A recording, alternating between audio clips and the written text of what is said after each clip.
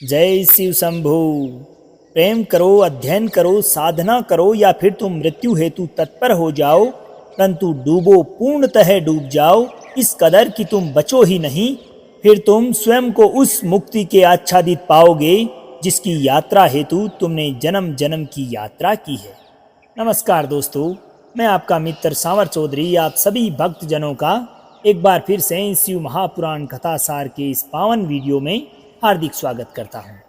इससे पूर्व के वीडियो में दोस्तों हमने चर्चा की थी महालक्ष्मी के अवतरण तक की कथा के बारे में, और आज के इस पावन वीडियो में हम कथा को शुरू करेंगे महासरस्वती के प्राकाट्य तथा उनके द्वारा शुंभ निशुंभ आदि के वध के प्रसंग से। जो भी भक्तगण इसी वीडियो में हमारे चैनल से जुड़े हैं उनसे अनुरोध है कि चैनल को सब्सक्राइब कर नोटिफिकेशन को ज़रूर ऑन करें, ताकि इस सीरीज़ के आगे आने वाले वीडियोज़ और अन्य ज्ञानवर्धक स्पिरिचुअल और मोटिवेशनल वीडियोज़ का नोटिफिकेशन आपको सर्वप्रथम मिल सके। भक्तजनों, आज हमारा ये शिव महापुराण कथा सार वाचन का 22वां दिवस है। तो चलिए शुरू करते हैं इस पावन ज्ञान की गंगा को। ऋषि कहते हैं कि हे राजन, पूर्व समय में शुंभ और निशुंभ नाम के दो सहोदर प्रतापी दैत्य हुआ करते थे। उन दोनों भाइयों ने तीनों लोकों को आक्रांत कर रखा था। उन दोनों से पीड़ित देवगण हिमालय पर्वत पर जाकर देवी उमा का स्तवन करने लगे। देवताओं की स्तुति देखकर गौरी देवी ने उनसे पूछा कि आप लोग यहाँ किसकी स्तुति कर रहे हैं। उसी समय पार्वती के शरीर से एक कन्या प्रकट हुई। उसने पार्वती जी से कहा कि हे माता, महाबली शुंभ निशुंभ से पीड़ित ये सभी देवता मेरी स्तुति कर रहे हैं। उस देवी ने सभी देवताओं से कहा कि आप सब निर्भय होकर निवास कीजिए, मैं आपका कार्य सिद्ध करूंगी। ऐसा कहकर वे देवी उसी क्षण अंतर्ध्यान हो गई। अब एक दिन की बात है भक्तजनों, शुंभ और निशुंभ के चंडमुंड नामक सेवकों ने उन देवी को देखा और उनके मनोहर रूप को देखते ही वे अत्यंत मोहित हो गए। तदंतर उन्होंने जाकर अपने स्वामी से ये सारा वृतांत कह सुनाया और देवी की अलौकिक सुंदरता का वर्णन करने लगे। अब चंडमुंड के द्वारा कहा गया ये वचन सुनकर उस असुर ने देवी के पास अपना सुग्रीव नामक दूत भेजा और उनसे कहा कि हे दूत, तुम हिमालय पर्वत पर जाकर उस सुंदर स्त्री को प्रयत्नपूर्वक मेरे पास ले आओ। अब उनकी आज्ञा पाकर उनका दूत सुग्रीव हिमालय की तरफ गमन करता है।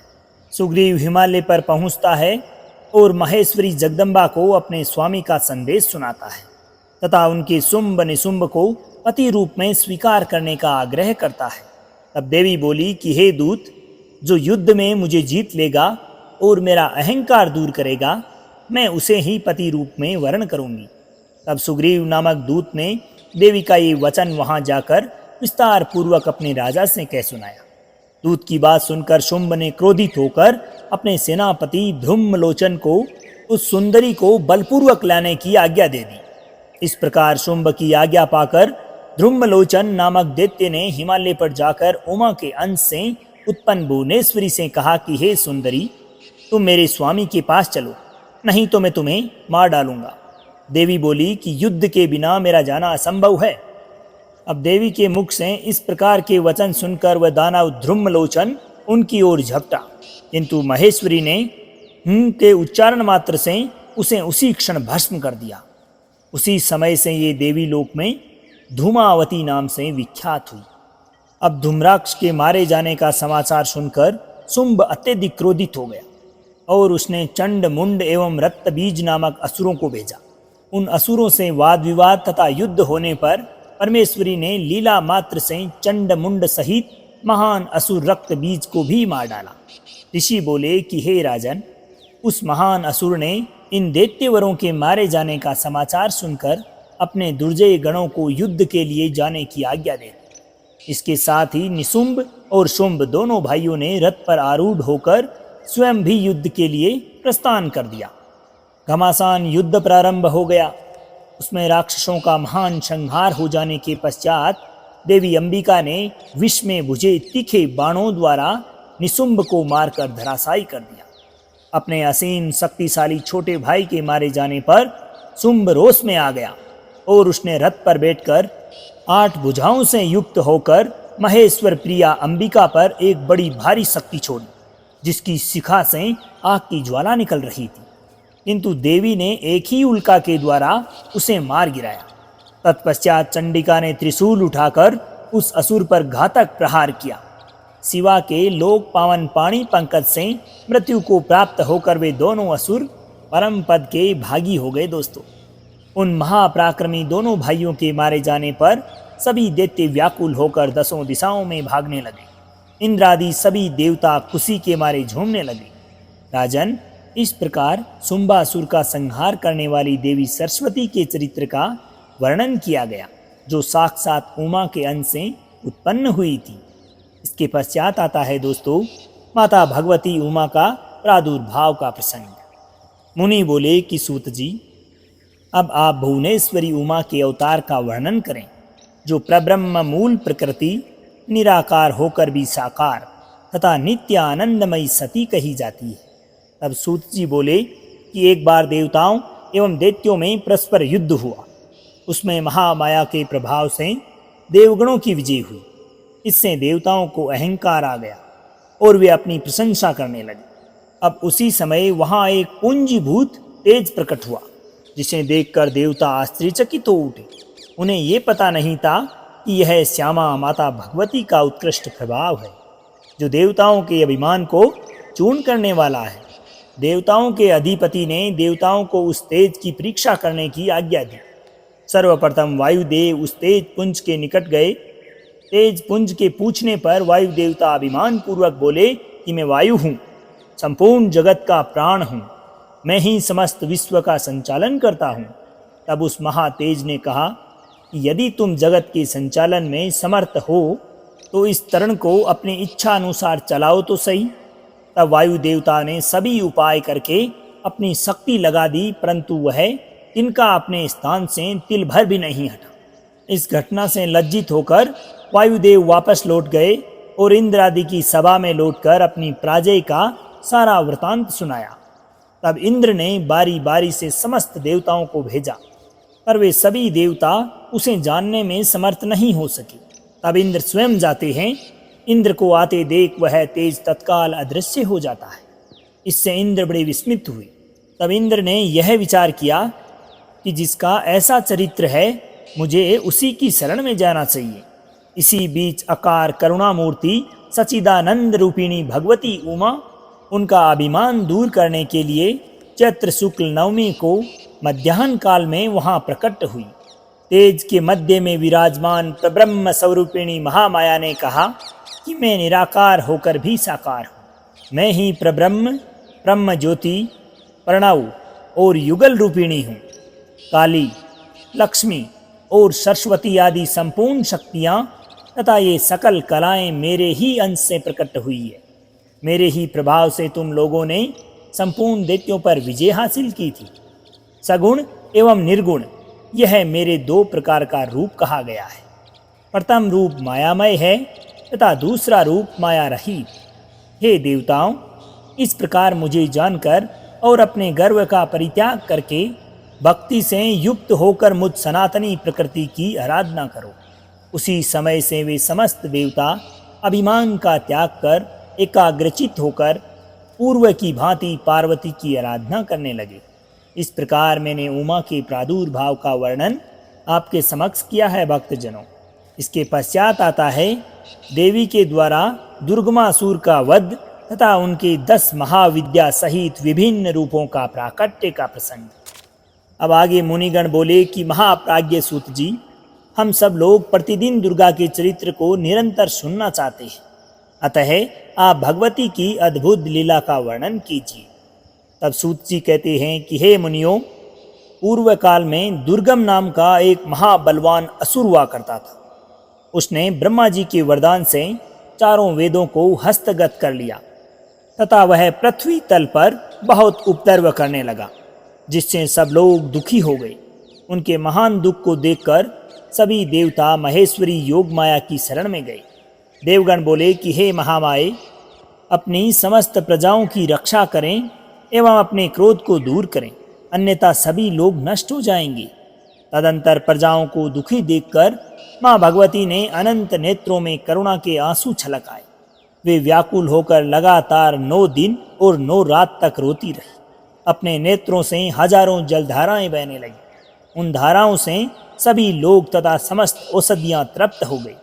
इस प्रकार ब्राह्मण, देवता और मनुष्यों सहित सभी संतुष्ट हो गए।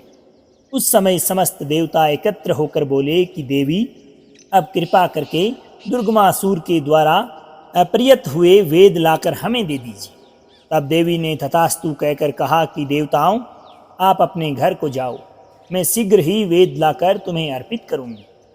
इसके अनंतर स्वर्ग, भूलोक तथा अंतरिक्ष में कोलाहल मच गया। उसे सुनकर उस भयानक दैत्य ने चारों ओर से देवीपुरी को घेर लिया। फिर तो देवी और दैत्य दोनों में घोर युद्ध आरंभ हो गया दोस्तों। सम्रांगण में दोनों ओर से तीखे बाणों की वर्षा होने लगी। इसी बीच में देवी के शरीर से सुंदर स्वरूप वाली काली, तारा, छिन्नमस्ता, श्रीविद्या, भुवनेश्वरी, भैरवी, बगला, धूम्रा, श्रीमती त्रिपुर सुंदरी तथा मातंगी, ये मनोहर रूप वाली 10 महाविद्याएं शस्त्र युक्त होकर प्रकट हो गई। तत्पश्चात दिव्य मूर्ति वाली असंख्य मातृकाएं प्रकट हुई। उन मातृगणों के साथ दैत्यों का भयंकर युद्धारंभ हो गया। इसके बाद देवी ने त्रिशूल की धार से उस दुर्गम दैत्य को मार गिराया। इस प्रकार माता भगवती ने उस समय दुर्गमासुर नामक दैत्य को मारकर चारों वेद वापस लिए और देवताओं को दे दिए। तब देवतागण बोले कि अंबिके, हम लोगों के लिए आपने असंख्य नेत्रों से युक्त रूप धारण कर लिया था, इसलिए मुनिजन आपको शताक्षी के नाम से जानेंगे। अपने शरीर से उत्पन्न हुए शाकों द्वारा आपने समस्त लोकों का भरण पोषण किया है, इसलिए शाकंभरी नाम से आपकी ख्याति होगी। आपने दुर्गम नामक महादैत्य का वध किया है, इसलिए लोग आप कल्याणमयी भगवती को दुर्गा कहेंगे। माता, आप तक मन, वाणी और शरीर की पहुँच होनी कठिन है। सूर्य, चंद्रमा और अग्नि, ये तीनों आपके नेत्र हैं। हम आपके प्रभाव को नहीं जानते, इसलिए आपकी स्तुति करने में असमर्थ हैं। देवी ने कहा कि जैसे पूर्व काल में तुम्हारी रक्षा हेतु मैंने दैत्यों को मारा है, उसी प्रकार आगे भी असुरों का संहार करती रहूंगी। जब मैं ब्रह्मर का रूप धारण करके अरुण नामक असुर का वध करूंगी, तब इस संसार के सभी मनुष्य मुझे भ्रामरी कहेंगे। फिर मैं भीम यानी कि भयंकर रूप धारण करके राक्षसों को हरण करने लगूंगी। उस समय मेरा नाम भीमा देवी होगा। जब जब पृथ्वी पर असुरों की ओर से बाधा उत्पन्न होगी, तब तब मैं अवतार लेकर प्रजाजनों का कल्याण करूंगी, इसमें कोई संशय नहीं है। इसके पश्चात आता है दोस्तों देवी के क्रिया योग एवं व्रत उत्सव आदि का वर्णन। सूत जी कहते हैं कि व्यास जी के द्वारा पार्वती के अद्भुत क्रिया योग को सुनने की जिज्ञासा करने पर सनत कुमार जी कहने लगे कि हे द्वैपायन, ज्ञान योग, क्रिया योग तथा भक्ति योग, यह श्री माता की उपासना के 3 मार्ग हैं। मुक्ति का प्रधान कारण योग है और उस योग के ध्येय का उत्तम साधन क्रिया योग है। आश्विनी मास के शुक्ल पक्ष में नवरात्रा व्रत करना चाहिए। इसके करने पर संपूर्ण कामनाएं सिद्ध हो जाती हैं। इस नवरात्रि के प्रभाव का वर्णन करने में ब्रह्मा, महादेव तथा कार्तिकेय भी समर्थ नहीं है, फिर दूसरा कौन समर्थ हो सकता है। यह उमा संहिता परम पुण्यमयी तथा शिव भक्ति को बढ़ाने वाली है दोस्तों। इसमें नाना प्रकार के उपाख्यान हैं। यह कल्याणमयी संहिता भोग तथा मोक्ष को प्रदान करने वाली है। अतः शिवा की भक्ति चाहने वाले पुरुषों को सदैव इस परम पुण्यमयी उमा संहिता का श्रवण एवं पाठ अवश्य करना चाहिए। आज के इस वीडियो में दोस्तों हम यहीं तक चर्चा करेंगे।